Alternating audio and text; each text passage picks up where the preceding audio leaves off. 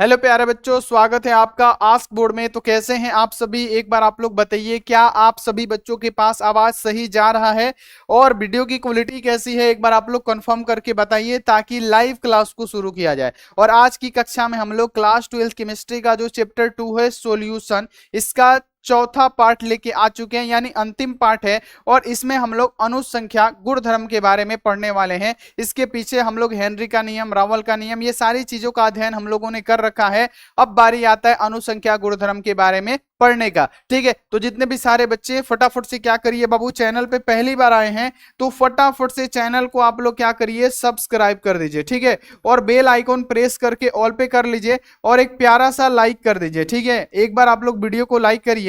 WhatsApp group में नहीं join है, नंबर नोट कीजिए 9135742024। आप इस पे मैसेज करिए और फटाफट से व्हाट्सएप ग्रुप में भी आप ज्वाइन हो जाइए। व्हाट्सएप ग्रुप में ज्वाइन होने का कोई भी चार्ज प्यारे बच्चों नहीं है। और जितने भी सारे बच्चे हैं, पीडीएफ नोट्स अगर आप नहीं लिए हैं तो मात्र 499 में प्यारे बच्चों पीडीएफ नोट्स मिल रहा है। ठीक है, तो जाइए सिंपल सा प्ले स्टोर पे आस्क बोर्ड का है ना, आस्क बोर्ड का एप्लीकेशन डाउनलोड कर लीजिए और वहीं से जाके परचेस कर लीजिए। नहीं तो एक नंबर लिख देते हैं, ये नंबर क्या है, 6299248935। आप इस पे संपर्क कर सकते हैं हमसे व्हाट्सएप के थ्रू। तो चलिए बाबू, क्लास को शुरू करें। आप सभी रेडी हैं? एक बार बताइएगा सभी बच्चे, एक बार बताइएगा सभी बच्चे, क्या आप सभी रेडी हैं? रेडी है तो प्यारे बच्चों सबसे पहले आप लोग हेडिंग डालिए कि अनुसंख्या गुणधर्म क्या होता है। अनुसंख्या गुणधर्म क्या होता है? तो प्यारे बच्चों, किसी विलयन के गुण जो विलायक में उपस्थित केवल कणों की संख्या पर निर्भर करती है, इसी को हम लोग क्या कहते हैं? तो ऐसे गुणधर्म को हम लोग क्या कहते हैं? तो बाबू आपको ध्यान में रखना है, अनुसंख्या गुणधर्म। क्या कहते हैं? अनुसंख्या गुणधर्म। जैसे हम लोग वाष्प दाब प्यारे बच्चों पढ़े थे, तो वाष्प दाब में हम लोगों ने क्या पढ़ा था कि जब वाष्प के अणुओं के द्वारा बाबू द्रव के सतह पे जो दाब लगता है उसे हम लोग क्या कहते हैं? वाष्प दाब कहते हैं। जैसे हमने आपको कल बताया था कि वाष्प दाब क्या होता है कि जब वाष्प के अणुओं के द्वारा द्रव के सतह पे जो भी दाब लगता है उसे हम लोग वाष्प दाब कहते हैं। उसी प्रकार से अगर आपसे पूछा जाएगा कि अनुसंख्या गुणधर्म क्या होता है, तो अनुसंख्यिक गुणधर्म क्या होता है कि किसी विलयन में वह गुण, किसी विलयन का वह गुण जो विलयन में उपस्थित विलय के कणों की संख्या पे केवल निर्भर करता है, उसे हम लोग क्या कहते हैं? तो उसको कहते हैं प्यारे बच्चों अनुसंख्यिक गुणधर्म। और ये प्यारे बच्चों मात्र 4 प्रकार के ही होते हैं और ये चारों प्रकार को हम आप क्या करेंगे, आज डिस्कस करेंगे। ठीक है, तो सभी बच्चे रेडी हैं? एक बार बताइए, आपको समझ में आ गया अनुसंख्यिक गुणधर्म क्या होता है?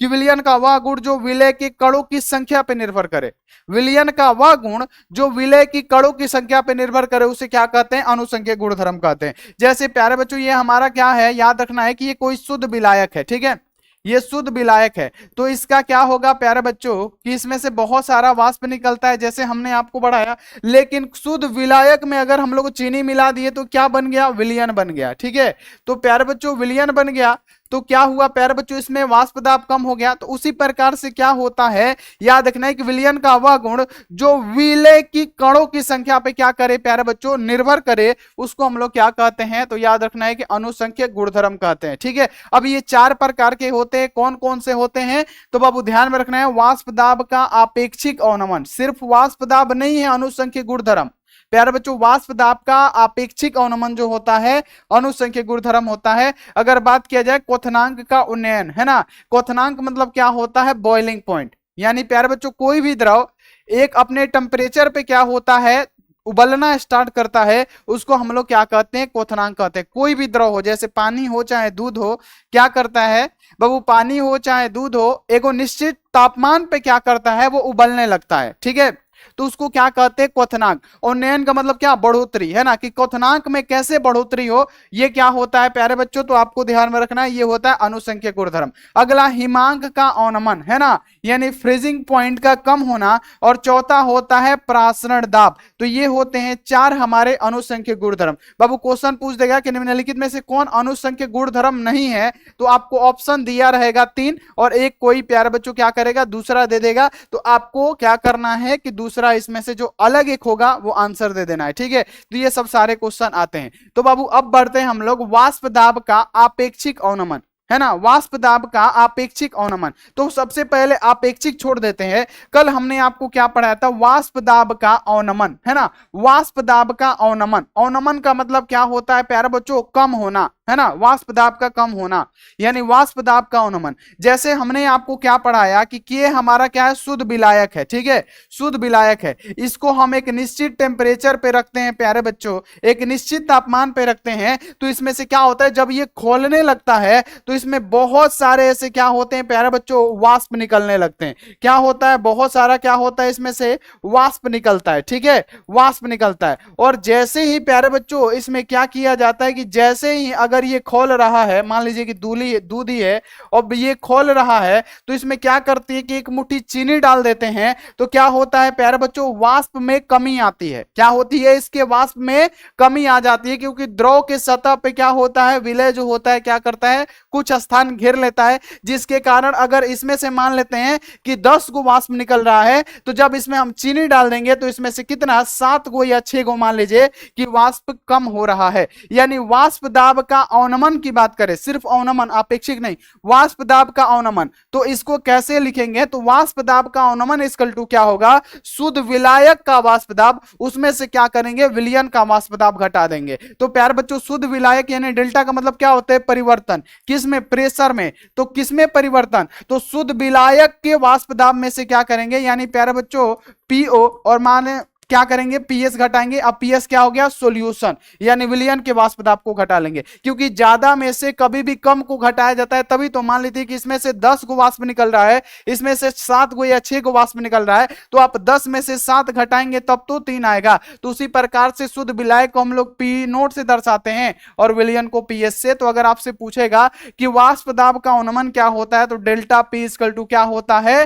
पी नोट माइनस पीएस, और ये होता है वाष्प दाब का अवनमन। यानी प्यारे बच्चों वाष्प दाब में कम आना, वाष्प का कम आना, वाष्प दाब का अवनमन, ठीक है। तो ये आप लोग क्लियर रखिएगा, ठीक है, क्लियर हो गया। अब प्यारे बच्चों यहां पे आता है वाष्प दाब का आपेक्षिक अवनमन। तो वाष्प दाब का आपेक्षिक अवनमन क्या होता है, तो वाष्प दाब का आपेक्षिक अवनमन क्या होता है कि जब किसी शुद्ध विलायक में, सुनिए, जब किसी शुद्ध विलायक में कोई अवाष्पशील विलय मिला दिया जाता है, तो विलायक का वाष्प दाब क्या होता है, कम हो जाता है। जब इसमें चीनी मिला रहा है तो वाष्प दाब कम हो जाता है, अर्थात विलयन का वाष्प दाब शुद्ध विलायक के वाष्प दाब से क्या हो जाता है, कम हो जाता है। वाष्प दाब के यही कमी को हम लोग वाष्प दाब का आपेक्षिक अवनमन कहते हैं। और वाष्प दाब का आपेक्षिक अवनमन क्या होता है, पीओ माइनस पीएस बटा में क्या होता है, पीओ, और ये होता है वाष्प दाब का आपेक्षिक अवनमन। तो ये आपको क्लियर हो गया। अनुसंख्या गुणधर्म का पहला हम लोगों ने क्लियर कर लिया, वाष्प दाब का अवनमन और वाष्प दाब का आपेक्षिक अवनमन है जो कि अनुसंख्या गुणधर्म है, इसको हमने क्या किया, क्लियर किया, ठीक है, क्लियर हो गया। ये कल भी हमने आपको पढ़ाया था। अगला है क्वथनांक का उन्नयन, क्वथनांक का बाबू उन्नयन। अब क्वथनांक का मतलब क्या होता है प्यारे बच्चों, बॉइलिंग पॉइंट, ठीक है, ध्यान में रखिएगा इतना जितना हम आपको बता रहे हैं। क्वथनांक का मतलब क्या होता है, बॉइलिंग पॉइंट। उन्नयन का मतलब क्या होता है, बढ़ाना, कि बॉइलिंग पॉइंट को आप कैसे बढ़ाएंगे। तो जब प्यारे बच्चों एक बात याद रखिएगा कि मान लीजिए क्या है, ये कोई द्रव है, द्रव है, ठीक है, ये कोई द्रव है, ठीक है, ये कोई द्रव है, मान लेते हैं। सबसे पहले क्वथनांक समझिए क्या होता है। तो क्वथनांक को हम लोग क्या कहते हैं कि अगर कोई द्रव है ना, कोई भी द्रव का एक निश्चित टेम्परेचर होता है जिसपे वो द्रव क्या होता है, उबलने लगता है, उसी को हम लोग क्या कहते हैं, क्वथनांक, है ना। और उसमें उन्नयन करना है, उसमें बढ़ोतरी करना है। तो मान लीजिए कि ये कोई द्रव है, पानी है, तो मान लेते हैं कि ये 100 डिग्री सेल्सियस पे क्या करता है कि प्यारे बच्चों उबलना स्टार्ट कर देता है। 100 डिग्री सेल्सियस पे उबलना स्टार्ट कर देता है। मान लीजिए कि शुद्ध विलायक यानी पानी है जो कि मान लेते हैं कि 100 डिग्री सेल्सियस पे क्या कर रहा है, उबलना स्टार्ट कर दे रहा है। तो अगर हम इसमें चीनी मिला दिए, क्या मिला दिए प्यारे बच्चों, चीनी मिला देंगे, कोई विलेय पदार्थ मिला देंगे, चीनी नमक मिलाएंगे, तो ये क्या करेगा, जैसे ही चीनी डालेंगे तो ये खोलना बंद हो जाएगा। इसको और टेम्परेचर की आवश्यकता होगी, मान लीजिए कि 102 डिग्री पे क्या करेगा, अब ये खोलना स्टार्ट करेगा। तो क्या इसमें प्यारे बच्चों आप बताइए कि इसके टेम्परेचर में वृद्धि हुआ, यानी इसके क्वथनांक में वृद्धि हुआ, तो उसी को तो कहते हैं क्वथनांक का उन्नयन, ठीक है, उसी को कहा जाता है क्वथनांक का उन्नयन। कि प्यारे बच्चों लिखिएगा कि किसी विलयन में अवाष्पशील विलय मिलाने पर उसके क्वथनांक में वृद्धि हो जाती है, इसे क्वथनांक का उन्नयन कहते हैं। है ना। मान लीजिए कि कोई पानी है, दूध है, जो एक मान लेते हैं कि ये दूध ही है। समझिए यहाँ पे सभी बच्चे कि ये मान लेते हैं कि दूध है, ठीक है। दूध का एक निश्चित टेम्परेचर मान लेते हैं, ये हमारा दूध है, ठीक है। और आपको पता है कि दूध का क्वथनांक यानी बॉइलिंग पॉइंट कितना होता है, मान लेते हैं कि 103 डिग्री होता है बॉइलिंग पॉइंट, ठीक है। 103 डिग्री सेल्सियस होता है। तो बाबू मान लेते हैं कि 103 डिग्री सेल्सियस पे ये दूध उबल रहा है, लेकिन इसमें अगर हम चीनी डाल दिए तो क्या होगा, क्या ये 103 डिग्री सेल्सियस पे उबलेगा? नहीं। अब ये क्या होगा बाबू, आप लोगों ने देखा होगा कि चाय बन रहा है, दूध खोल रहा है और मम्मी एक मुट्ठी चीनी डाल दी तो उबलना कुछ देर के लिए बंद हो जाता है, फिर उसको उतना टेम्परेचर मिलता है तब वो उबलना स्टार्ट करता है। मान लीजिए कि दूध 103 डिग्री पे उबल रहा है, तो प्यारे बच्चों एक बात बताइए, जब इसमें चीनी की मात्रा चला जाएगा तो ये क्या हो गया, 104 डिग्री सेल्सियस पे मानिए क्या उबल रहा है, चाहे 105 डिग्री सेल्सियस पे क्या हो रहा है, उबल रहा है। तो समझिए क्या हो रहा है इसमें, तो बाबू क्वथनांक में क्या हो रहा है, वृद्धि हो रहा है। तो इसी को तो कहेंगे क्वथनांक का उन्नयन, ठीक है। इसी को क्या कहा जाता है मेरे बच्चे, क्वथनांक का उन्नयन, जो कि आपको पूरा का पूरा समझ में आ गया होगा। बोलिए बोलिए, क्लियर हो गया? बहुत बढ़िया, चलिए बहुत बढ़िया, वेरी गुड वेरी गुड। तो यहां पे आपको क्लियर हो गया, बाबू बता दीजिए, क्लियर हो गया? तो इसको प्यारे बच्चों अगर आपको हिंदी में लिखना हो कि क्वथनांक का उन्नयन क्या होता है, तो आप क्या करेंगे, क्वथनांक का उन्नयन क्या होता है कि शुद्ध मतलब क्या करेंगे कि किसी विलयन में से, किसी विलयन का क्वथनांक का उन्नयन में से क्या करेंगे प्यारे बच्चों, तो विलायक का क्वथनांक का उन्नयन हम लोग घटा देंगे। क्योंकि मान लीजिए कि एक 100 डिग्री सेल्सियस पे उबल रहा है और ये क्या हो रहा है, अब इसमें क्या कर देते हैं, मान लेते हैं कि ये पानी है, ये 100 डिग्री सेल्सियस में क्या हो रहा है, उबल रहा है। जब इसमें हम लोगों ने चीनी डाल दिया, जब हम लोग इसमें क्या किए बाबू, चीनी डाल दिए, तो जैसे ही चीनी डाले तो ये कितना हो गया, 102 डिग्री सेल्सियस पे उबल रहा है। ये हमारा क्या है, सिर्फ पानी है, तो क्या हो गया, शुद्ध विलायक हो गया, विलायक हो गया, शुद्ध विलायक हो गया, है ना। शुद्ध विलायक का क्या है टेम्परेचर, क्वथनांक कितना है, 100 डिग्री है। जब इसमें चीनी मिल जाएगा तो क्या हो जाएगा, ये विलयन हो जाएगा, विलयन हो जाएगा। तो प्यारे बच्चों जब ये विलयन हो जाएगा तो इसका अगर आपसे बोला जाएगा क्वथनांक का उन्नयन क्या होगा, तो क्वथनांक का उन्नयन का मतलब क्या होता है प्यारे बच्चों, ये डेल्टा का मतलब क्या होता है, परिवर्तन किस में, तो प्यारे बच्चों टी और बी, टेम्परेचर और प्यारे बच्चों बॉइलिंग पॉइंट। डेल्टा मतलब परिवर्तन, टी से टेम्परेचर तापमान में, अब बी से बॉइलिंग पॉइंट यानी क्वथनांक, ठीक है। अब इक्वल टू क्या होगा, तो प्यारे बच्चों इसमें से क्या करेंगे, तो ज्यादा में से कभी भी कम को घटाया जाता है, तो ये क्या हो गया, बिलियन हो गया। तो इसको क्या लिखेंगे हम लोग, तो प्यारे बच्चों टीएस लिख देंगे और माइनस कर देंगे क्या, T0 को। तो ये हमारा क्या हो जाएगा, क्वथनांक का प्यारे बच्चों उन्नयन हो जाएगा। तो क्वथनांक का उन्नयन भी आपको समझ में आ गया कि बॉइलिंग पॉइंट में कैसे बढ़ोतरी किया जाता है, ठीक है। तो ये आप लोग क्लियर रखिएगा। आगे आता है हिमांक का अवनमन, हिमांक यानी फ्रीजिंग पॉइंट, है ना, इसका कम होना, है ना, इसका कम होना। तो प्यारे बच्चों हिमांक मतलब क्या, फ्रीजिंग पॉइंट का कम होना कैसे होगा, तो याद रखिएगा कि जब विलायक में कोई, जब कोई विलायक है, मान लेते हैं प्यारे बच्चों ये हमारा पानी है, विलायक है, ठीक है। अब इसमें क्या किया जाता है, कोई अवाष्पशील विलय मिला दिया जाता है, जैसे हमने माना चीनी ही मिला दिया गया, ठीक है। तो वाष्प दाब में कमी के साथ साथ हिमांक में भी कमी आती है। प्यारे बच्चों वाष्प दाब में तो कमी आएगा, क्योंकि द्रव के सतह पे वाष्प दाब कुछ स्थान घेर लेगा, जिससे वाष्प में क्या होगा प्यारे बच्चों, कमी आएगा। और साथ में क्या होता है, हिमांक में भी क्या होता है, कमी आता है। जैसे पानी में अगर आप क्या करते हैं, चीनी घोलते हैं, तो प्यारे बच्चों क्या होने लगता है, आस्ते आस्ते वो जमने लगता है, थोड़ा थोड़ा गाढ़ा होने लगता है, तो वो क्या हो गया, फ्रीजिंग पॉइंट हो गया। तो जब किसी, याद रखना है कि जब विलायक में कोई अवाष्पशील विलय मिला दिया जाता है, तो वाष्प दाब में कमी के साथ साथ हिमांक में भी कमी होती है, और इसी को हिमांक का क्या कहा जाता है, अवनमन कहा जाता है, जिसे बाबू किससे सूचित किया जाता है, तो बाबू इसको ध्यान में रखना है कि डेल्टा टीएफ से सूचित किया जाता है। अब इसमें बाबू क्या होगा, हिमांक में कमी हो रहा है, तो पहले प्यारे बच्चों याद रखना है कि डेल्टा यहाँ पे याद रखना है कि टी नोट और माइनस क्या हो जाएगा प्यारे बच्चों, तो टीएस हो जाएगा, क्योंकि शुद्ध विलायक का ज्यादा होगा और प्यारे बच्चों टीएस का कम हो जाएगा। तो ये हमारा क्या हो जाएगा, तो बाबू ये हमारा हो जाएगा, आपको ध्यान में रखना है, तो ये हिमांक का अवनमन कहलाएगा, ठीक है। ये आप लोग क्लियर रखिएगा। अब आगे बढ़िए कि प्रासरणी दाब, लेकिन सबसे पहले प्रासरण को समझिए कि क्या होता है।